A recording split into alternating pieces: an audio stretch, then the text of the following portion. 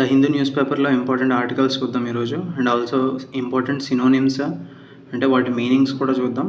And also వాటి వెనుకున్న important GK part కూడా చూద్దాం. వీడియో స్లోగా చెప్పినట్టు అనిపిస్తే 1.5x స్పీడ్లో చూడండి, లేదంటే 2x స్పీడ్లో చూడండి. సో ఇక్కడ ఫస్ట్ ఆర్టికల్లో మనకి ఇంపార్టెంట్ ఏంటంటే హీత్రో ఎయిర్పోర్ట్. ఇది ఒకరోజు మనకి క్లోజ్ చేశారు, closed for day. Heathrow airport ఇది మనకి యూకేలో ఉంది, లండన్. సో ఓకే, లండన్లో హీత్రో ఎయిర్పోర్ట్ ఉంది. అండ్ ఇక్కడ మనకి డిపోర్టేషన్ మీనింగ్ ఇంపార్టెంట్. డిపోర్టేషన్ అంటే ఎక్స్పల్షన్ ఆర్ ఎక్స్పెల్లింగ్, అంటే బహిష్కరణ. ఒక వ్యక్తిని ఒక కంట్రీ నుంచి బహిష్కరించడం, ఒక ప్లేస్ నుంచి బహిష్కరించడం. So deportation meaning important, expulsion, expelling. ఈ ఆర్టికల్లో మనకి ఇంపార్టెంట్ ఏంటంటే ఇంటాక్ట్. ఇంటాక్ట్ అంటే చెక్కు చెదరకుండా, అంటే అన్డామేజ్డ్, అంటే ఎలా ఉన్నది అలానే ఉంది, intact. So intact meaning important. ఈ మీనింగ్స్ ఏంటంటే ఎస్ఎస్సి ఎగ్జామ్స్కి ఇంపార్టెంట్. అండ్ ఇక్కడ మనకి చిన్న ఆర్టికల్లో వచ్చింది, ఇక్కడ పాక్సో గురించి వచ్చింది. పాక్సో అంటే protection of children from sexual offences act. ఇది 2012లో ఎనాక్ట్ చేశారు మనకి. సో ఈ పాక్సో యాక్ట్ ఏంటంటే సెక్షువల్ అబ్యూస్, అంటే బిలో 18 years ఉన్న చిల్డ్రన్ని సెక్షువల్గా అబ్యూస్ చేసినట్టయితే వాళ్ళకి పాక్సో చట్టం కింద కేసు పడుతుంది. సో ఈ పాక్సో యాక్ట్ అనేది 2012లో దేన్ని ఆధారంగా చేసుకొని మనం ఇండియా ఇంట్రడ్యూస్ చేసిందంటే India's ratification on UN convention on rights of the child. So ఇది ఈ యాక్ట్ని, ఈ కన్వెన్షన్ని, యుఎన్ కన్వెన్షన్ని ఇండియా రాటిఫై చేసింది. రాటిఫై చేస్తూ ఒక యాక్ట్ని ప్రవేశపెట్టింది. So sexual abuse below 18 years చిల్డ్రన్కి జరిగినట్టయితే వాళ్ళ మీద అండర్ పాక్సో కేసు రిజిస్టర్ అవుతుంది. మనకి స్టేట్ ఎగ్జామ్స్కి ఇంపార్టెంట్ 4 ఇండస్ట్రియల్ పార్క్స్ ప్రపోజ్ చేశారు పార్వతీపురంలోని సాలూరు, కురుపం అండ్ పాలకొండ కాన్స్టిట్యుయెన్సీస్లో. ఈ ఇండస్ట్రియల్ పార్క్స్ ఏంటంటే ఎస్పెషల్లీ ట్రైబల్ పీపుల్కి చాలా హెల్ప్ అవుతుందని చెప్తున్నారు. సో ట్రైబల్ పీపుల్ వాళ్ళు ప్రొడ్యూస్ చేసే ప్రోడక్ట్స్ని డైరెక్ట్గా సప్లై చేయవచ్చు కంపెనీస్కి ఈ ఇండస్ట్రియల్ పార్క్స్ ద్వారా.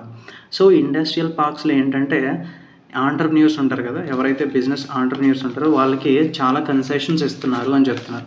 కన్సెషన్స్ ఎలా అంటే పవర్ టారిఫ్లోని, పవర్ బిల్స్లోని, and registration charges, civic immunities ఉంటాయి కదా, అంటే రోడ్స్, ఎలక్ట్రికల్ కనెక్షన్స్ ఉంటాయి కదా.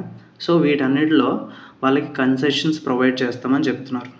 ఇక్కడ ఈ ఆర్టికల్లో మనకి operation Garuda cracks down on illegal drug sales across state. ఇక్కడ ఇల్లీగల్ డ్రగ్ సేల్స్ అంటే డ్రగ్స్ అంటే ఇక్కడ మనకు వచ్చేసి మెడిసిన్స్, హెల్త్ మెడిసిన్స్ ఉంటాయి కదా, అవి drugs, illegal drug sales. So ఈ ఎక్కడైతే మెడికల్ షాప్స్ ఉంటాయో వాటి మీద ఇల్లీగల్గా డ్రగ్స్ ఎవరైతే ఇల్లీగల్గా మెడిసిన్స్ ఎవరైతే సేల్ చేస్తున్నారో, సో ఆపరేషన్ గరుడ అని చెప్పేసి ఒక డ్రైవ్ని స్టార్ట్ చేసింది ఏపీలో. అండ్ ఇక్కడ మనకి ఈ ఆర్టికల్లో ఈ acts important. Drugs and cosmetics act 1940 a year అనేది important. And narcotic drugs and psychotropic substances NDPS act 1985. ఒక ఎడిటోరియల్ వచ్చింది ఇక్కడ మనకి, రాయసిన డైలాగ్ మన ప్రీవియస్ హిందూ అనాలిసిస్ మనం పేపర్లో చూసాం. మనకి రాయసిన డైలాగు మనకి ఈవెంట్ వచ్చేసి న్యూఢిల్లీలో జరుగుతుంది. అదొక 10th ఎడిషన్ అని చెప్పేసి కూడా చదువుకున్నాం మనం. సో ఇక్కడ మనకి విజిటింగ్ ఎవరంటే chief guest New Zealand prime minister Christopher Luxon attend అయ్యారు. సో అండ్ ఆల్సో మనకి ఫ్రీ ట్రేడ్ అగ్రిమెంట్ కూడా జరిగిందని చదువుకున్నాం. సో ఈ ఎడిటోరియల్లో ఇంపార్టెంట్ థింగ్ ఏంటంటే ఇక్కడ క్వాడ్ గ్రూపింగ్లో members Australia, India, Japan, US. ఇక్కడ న్యూజిలాండ్ లేదు, New Zealand is not part of Quad.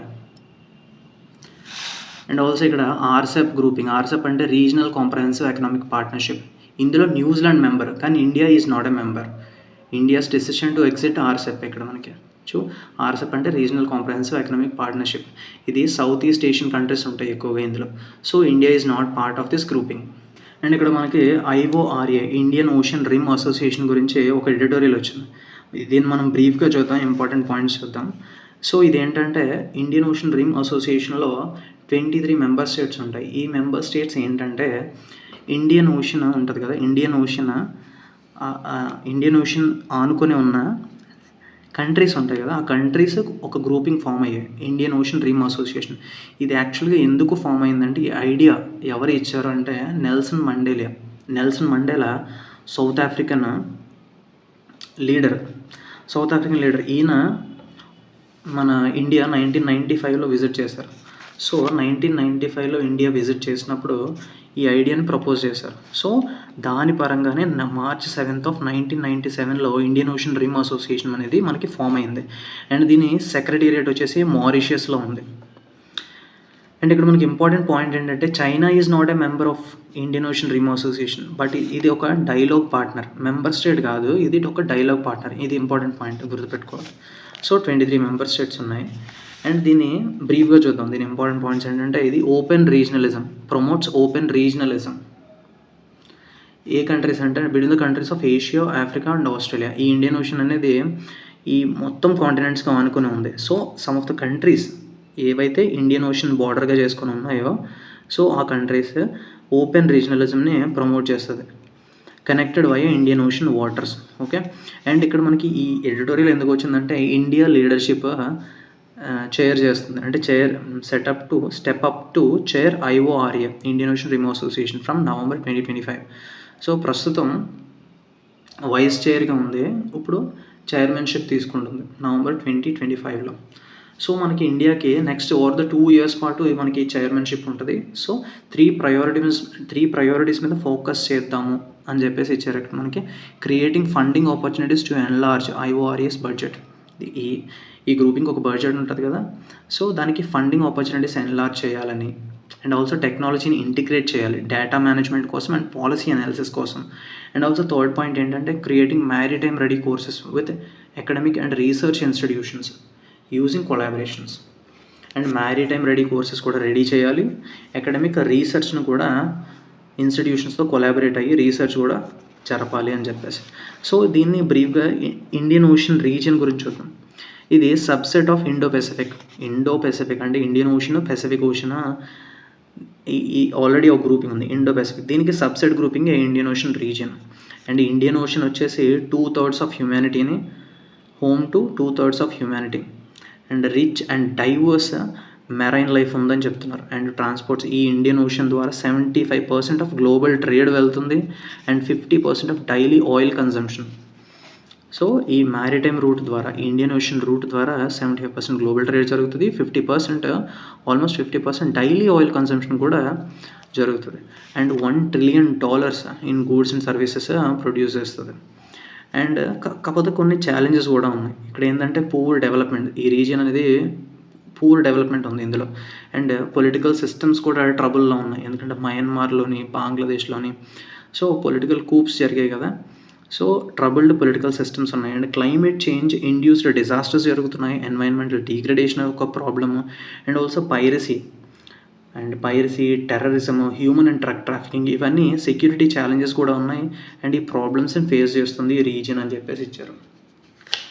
And also India, ఈ ఆర్టికల్లో ఇంకొక ఇంపార్టెంట్ పాయింట్ ఏంటంటే India's security and growth for all SAGAR vision compliments IORA's objectives.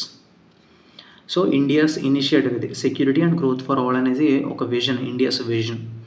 And ఇక్కడ మెరైన్ గవర్నెన్స్ని ఇంప్రూవ్ చేయడానికి కూడా ఇండియా ప్రయత్నిస్తుంది అని చెప్పేసి ఇచ్చారు. ఎగ్జామ్ పాయింట్ ఆఫ్ వ్యూలో ఏదైతే మనం చదువుకోవాలో మొత్తం చదువుకున్నాం IORA రిలేటెడ్. చిన్న ఆర్టికల్ ఏంటంటే ఇందులో important point 30th UN climate change conference COP30 ఎక్కడ జరుగుతుందంటే బ్రెజిల్లో జరుగుతుంది. అండ్ ఇక్కడ ఎజెండా ఏంటంటే నేషనల్లీ డిటర్మిన్డ్ కాంట్రిబ్యూషన్స్ని రివ్యూ చేస్తుంది ఈ సమ్మిట్లో. అండ్ ఈ ఆర్టికల్లో మనకి మహారాష్ట్ర సీఎం ఎవరంటే Devendra Fadnavis. And also governor ఎవరంటే CP Radhakrishnan, Maharashtra governor CP Radhakrishnan. మనకి గిలిటన్ అనేది ఇది ఒక పార్లమెంటరీ ప్రొసీడ్యూర్. అండ్ లోక్సభలో ఇది ఒక పార్లమెంటరీ ప్రొసీడ్యూర్. ఇదేంటంటే అన్డిస్కస్డ్ క్లాజెస్, ఒక బిల్లో డిస్కస్ చేయలేని క్లాజెస్ ఉంటాయి కదా, అవి టైం కన్స్ట్రెయింట్ వల్ల ఆల్రెడీ డిస్కస్ చేసిన క్లాజెస్తో కలిపి, అంటే బంచ్ టుగెదర్ కలిపి టైం కన్స్ట్రెయింట్ వల్ల ఓటింగ్ పెట్టేస్తారు, డైరెక్ట్గా డిస్కషన్ లేకుండా ఓటింగ్ పెట్టేస్తారు. దాన్నే బై అప్లయింగ్ ద గిలిటన్ అని చెప్పేసి ఇచ్చారు. ఇది ఒక పార్లమెంటరీ ప్రొసీడ్యూర్. అండ్ మన యూనియన్ అగ్రికల్చర్ మినిస్టర్ ఎవరంటే శివరాజ్ సింగ్ చౌహాన్. అండ్ ఇక్కడ మనకి NJAC బిల్ గురించి వచ్చింది. సో దీని బ్యాక్ స్టోరీ చూద్దాం మనం. NJAC అంటే నేషనల్ జ్యుడిషియల్ అపాయింట్మెంట్ కమిటీ. ఇది 99th కాన్స్టిట్యూషనల్ అమెండ్మెంట్ యాక్ట్ ద్వారా ఎనాక్ట్ చేశారు. యాక్చువల్లీ ఇది పార్లమెంట్లో ఆగస్ట్ 2014లో పాస్ చేశారు. అండ్ ఇది ఫోర్స్‌లోకి వచ్చింది April 14, 2015లో వచ్చింది. కాకపోతే ఇది సుప్రీంకోర్టు అన్‌కాన్స్టిట్యూషనల్, ఈ బిల్ అనేది, ఈ కమిటీ అనేది అన్‌కాన్స్టిట్యూషనల్ అని చెప్పేసి దాన్ని అన్‌కాన్స్టిట్యూషనల్ అని చెప్పేసి తీర్మానం ఇచ్చింది. ఎప్పుడది October 16, 2015లో స్ట్రక్ డౌన్ చేసింది ఈ యాక్ట్‌ని. సో ఇది నల్లిఫై అయిపోయింది. ఈ యాక్ట్ ద్వారా ఏంటంటే ప్రస్తుతం ఉన్న కొలీజియం సిస్టమ్ ఏంటంటే 1993లో ప్రవేశపెట్టారు. కొలీజియం సిస్టమ్ ఏంటంటే జడ్జెస్ ఉంటారు కదా, జడ్జెస్ అపాయింట్మెంట్స్ ఎవరు జరుపుతారు అనేది. కొలీజియం అంటే ఒక టాప్ మోస్ట్ జడ్జెస్ ఉంటారు కదా, ఒక గ్రూపింగ్ ఫామ్ అవుతారు వాళ్ళే. ఆ జడ్జెసే గ్రూపింగ్ ఫామ్ అయ్యి మళ్ళీ వాళ్ళే అపాయింట్ చేసుకుంటారు. అంటే ఎగ్జిక్యూటివ్ ఒక పాత్ర లేదు, ఎగ్జిక్యూటివ్ రోల్ లేదు. జ్యుడిషియరీ పీపులే ఒక గ్రూపింగ్ ఫామ్ అయ్యి వాళ్ళే. సో నెపోటిజం ఇది నెపోటిజంకి దారితీస్తుంది అని చెప్పేసి కొన్ని ఎలిగేషన్స్ ఉన్నాయి కొలీజియం సిస్టంలో. అండ్ కరప్షన్కి కూడా ఛాన్సెస్ ఉన్నాయి అని చెప్పేసి కొలీజియం సిస్టమ్ మీద కొన్ని ఎలిగేషన్స్ ఉన్నాయి. సో దాన్ని రీప్లేస్ చేయడానికి ఈ ఎన్జేఏసీ కమిటీలో ఏంటంటే ఎగ్జిక్యూటివ్ మెంబర్స్ కూడా ఉంటారు, గవర్నమెంట్ నుంచి ఎగ్జిక్యూటివ్ మెంబర్స్ కూడా ఉంటారు. సో దీన్ని అన్‌కాన్స్టిట్యూషనల్ అని చెప్పేసి సుప్రీంకోర్టు స్ట్రక్ డౌన్ చేసింది. సో మళ్ళీ కొలీజియం సిస్టమే వచ్చింది. సో ఇది బ్యాక్ స్టోరీ ఇంపార్టెంట్. ఈ 99th కాన్స్టిట్యూషనల్ అమెండ్మెంట్ యాక్ట్ ఏంటి అని కూడా అడగొచ్చు ఎగ్జామ్లో. So that's it. అండ్ ఇక్కడ మనకి ఈ ఆర్టికల్లో జిఎం ఫుడ్ క్రాప్స్ గురించి వచ్చింది. అందులో పర్టిక్యులర్లీ జిఎం మస్టర్డ్ గురించి వచ్చింది. జిఎం మస్టర్డ్ క్రాపే మనకి దారా మస్టర్డ్ హైబ్రిడ్ 11. దీని full name Dhara mustard hybrid 11. ఇది మనకి ఫుడ్ క్రాప్. ఇది ఫస్ట్ ట్రాన్స్జెనిక్ ఫుడ్ క్రాప్. దీన్ని అప్రూవ్ చేసేది ఏంటంటే జెనెటిక్ ఇంజనీరింగ్ అప్రైజల్ కమిటీ. ఈ కమిటీ అనేది ఇంపార్టెంట్. ఇది functions under ministry of environment, forest and climate change. Environment ministry అండర్లో పనిచేస్తుంది ఈ కమిటీ అనేది.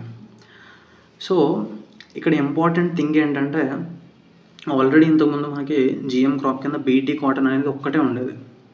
సో ఇక్కడ మనకి జిఎం మస్టర్డ్ కూడా ప్రవేశపెడదామని చెప్పేసి జరిగింది.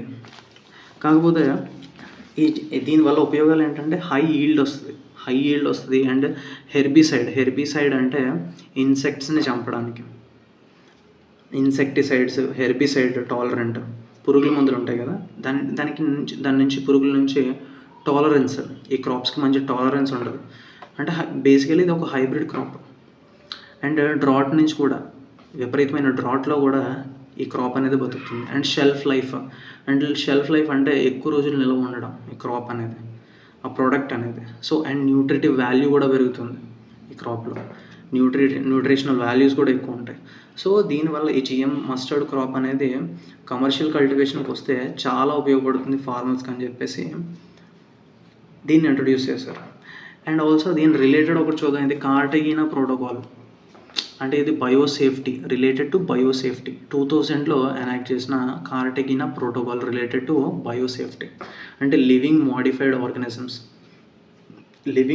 ఆర్గనిజమ్స్ని మనం ప్రొటెక్ట్ చేయాలి అని చెప్పేసి కార్టగినా ప్రోటోకాల్. జస్ట్ ఈ ప్రోటోకాల్ ఆన్ బయోసేఫ్టీ, ఇది ఇంపార్టెంట్ అంతే. అండ్ ఇక్కడ మనకి ఎపోనిమస్, దీని మీనింగ్ ఇంపార్టెంట్. ఎపోనిమస్ అంటే సెల్ఫ్ నేమ్డ్, అంటే పేరు గల.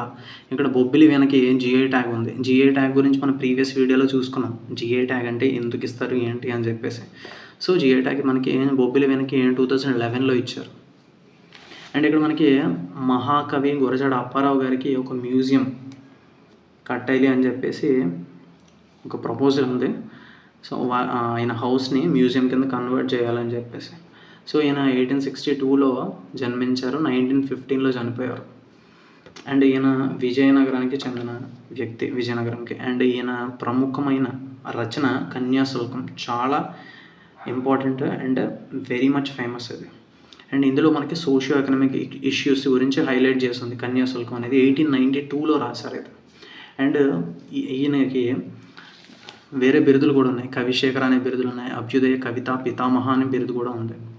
అండ్ మనకి ఈయన 1910లో దేశమును ప్రేమించమన్నా, మంచి అన్నది పెంచుమన్నా అని చెప్పేసి ఒక గేమ్ కూడా రాశారు. అండ్ ఈయన ఇంపార్టెంట్ రచనలు వేరే కూడా ఉన్నాయి. సారంగధర, ముత్యాల సరాలు, పూర్ణమ్మ. సో ఈ గురజాడ అప్పారావు గారి గురించి ఏపీలో స్టేట్ ఎగ్జామ్స్కి చాలా ఇంపార్టెంట్. ఎస్పెషలీ Group 2 ఏపీ హిస్టరీలో మనం దీని గురించి చూస్తుంటాం. ఈయన గురించి మనకి విశాఖపట్నం గురించి సిటీ ఆఫ్ మ్యూజియంస్ అని చెప్పేసి చిన్న ఆర్టికల్ వచ్చింది. ఇందులో ఇంపార్టెంట్ పాయింట్స్ ఏంటంటే seat of eastern naval command head quarters ఏంటి Visakhapatnam. And financial capital of Andhra Pradesh కూడా విశాఖపట్నం. అండ్ సిటీ ఆఫ్ మ్యూజియంస్గా కూడా దీన్ని పిలుస్తున్నారు, ఎందుకంటే military హిస్టరీని, rich cultural heritage of Telugu people కూడా రిప్రజెంట్ చేస్తుంది వైజాగ్. అండ్ ఇక్కడ మనకి బీచ్ రోడ్లో ఐఎన్ఎస్ కురుసురా సబ్మెరీన్ మ్యూజియం ఉందని చెప్తున్నారు. సో ఇది first such installation in South ఏషియాలోనే ఇటువంటి మ్యూజియం ఫస్ట్ టైం. అండ్ ఇది ఆర్కే బీచ్ దగ్గర ఉంటుంది. సో ఇది డీకమిషన్డ్, అంటే ఎన్నో ఇయర్స్ సర్వీస్ తర్వాత దాన్ని డీకమిషన్ చేస్తారు, అంటే సర్వీస్ నుంచి బయటికి, అంటే రిటైర్మెంట్ లాగా ఆ సబ్మెరీన్కి. ఇది సోవియట్ బిల్ట్. ప్రస్తుతం ఉన్న ఐఎన్ఎస్ కురుసురా అనేది సోవియట్, అంటే రష్యా బిల్ట్ సబ్మెరీన్ అది. అండ్ అలాగే మనకి దాని ఎదురుగానే ఎయిర్ క్రాఫ్ట్ మ్యూజియం ఉంటుంది. ఇది తుపోలేవ్ 142M ఎయిర్ క్రాఫ్ట్. ఇది కూడా Soviet era anti submarine warfare aircraft ఇది. So on the lines of it మనకి ఇక్కడ, and also the premises houses Sea Harrier museum కూడా ఉంటుంది. అండ్ ఆల్సో ఇక్కడ మనకి on the lines of it decommissioned Sikorsky UH-3H helicopter, దీన్ని కూడా converted into museum కింద కన్వర్ట్ చేస్తారు అని చెప్పేసి ఇక్కడ మనకి చెప్పారు త్వరలో. ఇది కూడా మనకి రీసెంట్లీ 2024లోనే డీకమిషన్ జరిగింది. సో దీని పేరు సారస్. అంతగా ఇంపార్టెంట్ ఏం లేదు, బట్ వైజాగ్లో ఇంపార్టెంట్ ఏంటి, మ్యూజియంస్ రిలేటెడ్ ఇంపార్టెంట్ ఏంటి అని చెప్పేసి ఈ ఆర్టికల్లో ఇచ్చారు.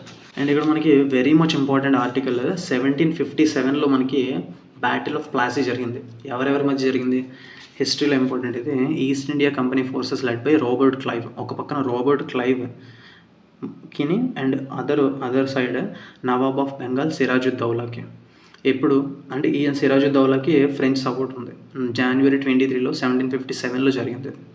సో ఈ యుద్ధంలో ఏంటంటే East India Company forces గెలుస్తాయి.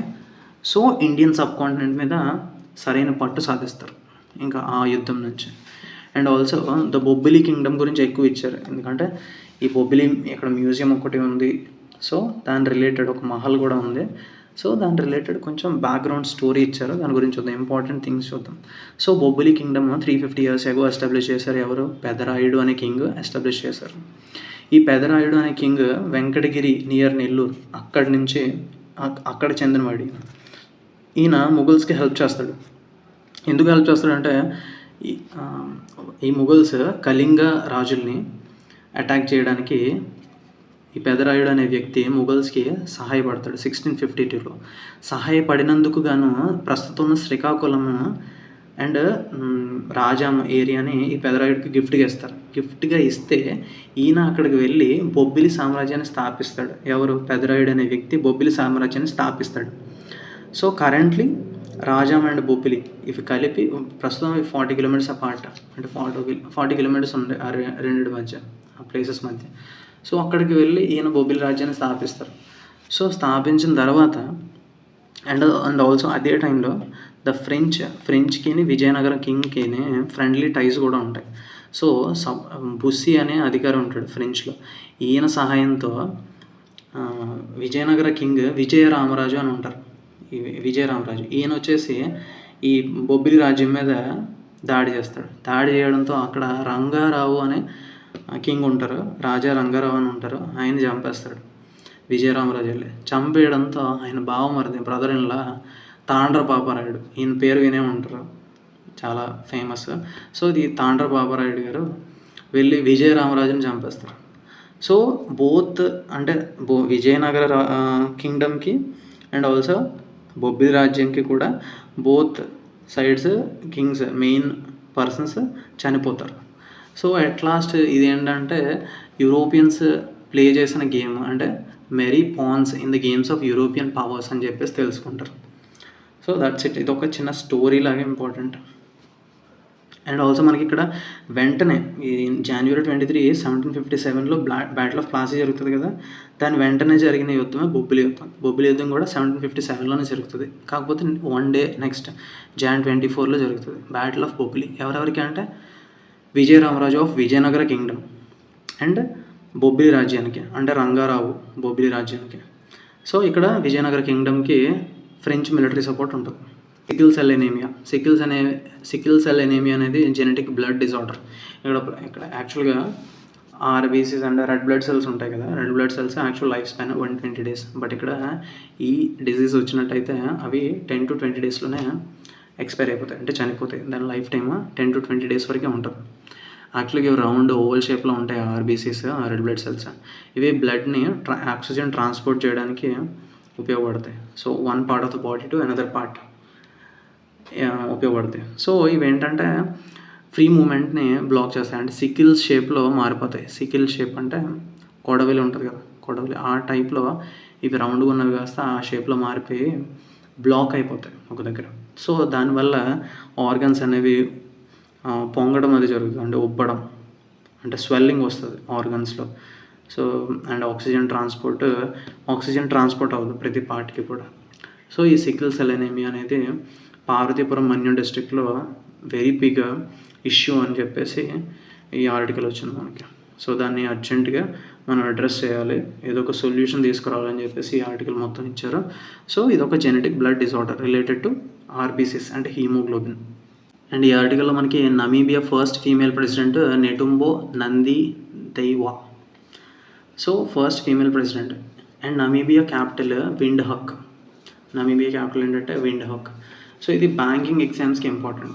First female president ఇలాంటివి కరెంట్ అఫైర్స్లో అడుగుతుంటారు. అండ్ ఈ ఆర్టికల్లో మనకి ఇండోనేషియాస్ మౌంట్ లెవోతోబి లాకి. ఇది ఒక వాల్కనో. సో ఈ వాల్కనో సిచ్యువేటెడ్ ఇన్ ఇండోనేషియా. ఇది కూడా ఇంపార్టెంట్. అండ్ ఇక్కడ మనకి పర్సన్స్, స్పోర్ట్స్ రిలేటెడ్ పర్సన్స్ కూడా మనం చదువుకున్నాం కదా, స్పోర్ట్ పర్సనాలిటీస్ కూడా చదువుకున్నాం కదా, ఎస్ఎస్సి ఎగ్జామ్స్లో అడుగుతుంటారు. అనాహత్ అండ్ చోత్రాని, వీర్ చోత్రాని, అనాహత్ సింగ్ వీళ్ళిద్దరు, అండ్ ఆకాంక్ష వీళ్ళందరూ స్క్వాష్ ప్లేయర్స్. అండ్ ఇక్కడ మనకి ఒక ఇడియం ఇంపార్టెంట్, కమ్స్ ఏ క్రాపర్ అంటే అన్ఎక్స్పెక్టెడ్ ఫెయిల్యూర్. సడన్గా అంటే మనం ఎక్స్పెక్ట్ చేయం వాళ్ళు ఫెయిల్ అవుతారని, సడన్గా మనం ఫెయిల్ అయితే కమ్స్ ఏ క్రాపర్. ఇడియం ఇంపార్టెంట్ ఎస్ఎస్సి ఎగ్జామ్స్కి. అండ్ ఇక్కడ మనకి first women president of Indian Olympic association ఎవరు? పరుగులరాని పీటీ ఉషా అని చెప్పేసి మనకి ఒక లెసన్ కూడా ఉండేది స్కూల్ టెక్స్ట్ బుక్స్లో. సో పీటీ ఉషా గారు first women president of Indian Olympic association. And ఇక్కడ మనకి ఆల్రెడీ చదువుకున్నాం కిర్స్టీ కోవెంట్రీ, జింబాబ్వే అని ఈవిడ ఇంటర్నేషనల్ ఒలింపిక్ కమిటీకి న్యూ ప్రెసిడెంట్. సో ఇది మనం ప్రీవియస్ అనాలిసిస్లో చూసాం. So that's it for today. Thank you.